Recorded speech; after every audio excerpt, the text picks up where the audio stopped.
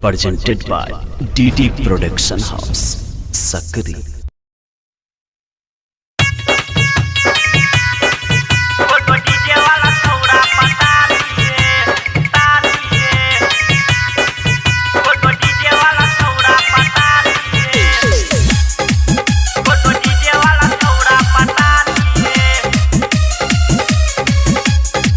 Presented by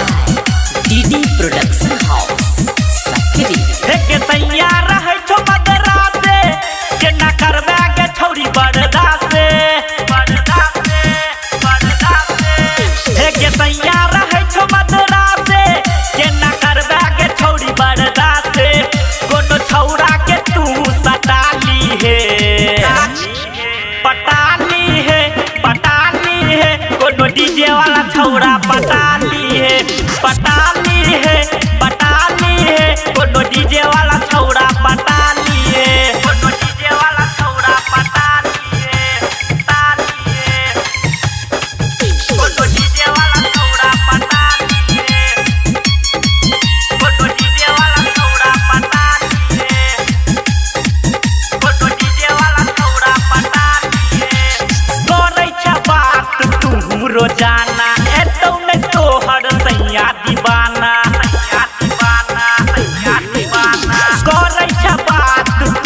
रोजाना एतौ में तोहर सैया दीवाना के सीने फोने पर कटतौ जवानी के इंजन धनकतौ के सीने फोने पर कटतौ जवानी के इंजन धनकतौ हमारा साथे रात कटाली है पटाली है कोनो डीजे वाला छौरा पटाली है कोनो डीजे वाला छौरा पटाली है कोनो डीजे वाला छौरा पटाली है कोनो डीजे वाला छौरा पटाली है कोनो डीजे वाला छौरा पटाली है कोनो डीजे वाला छौरा पटाली है इहे लगन में कोले न शादी चढ़ल जवानी होय छौ बड़ावादी कोले न शादी चढ़ल जवानी हो छौ बड़ावादी के छौ तोहर सैया आबारा कहियो एतौ नहीं दोबारा के छौ तोहर सैया आबारा कहियो एतौ नहीं दोबारा अनहरिये में मौका उठा ली है पटाली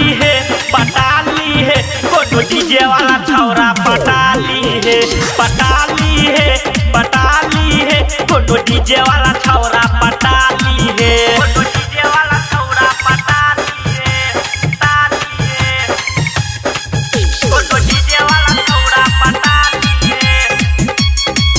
कोनो डीजे वाला छौरा पटाली है कोनो डीजे वाला छौरा पटाली है हां प्रदीप सावरिया के तू बोला ले सैया हरि नंदन के तू मना ले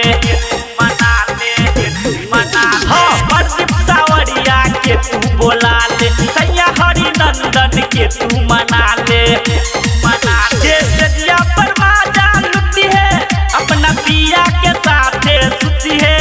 गई सजिया पे माजा लुटी है अपना पिया के साथे सुती है गई नहीं एतौ त हमरा बोला ली है पटाली है कोनो डीजे वाला छौरा पटाली है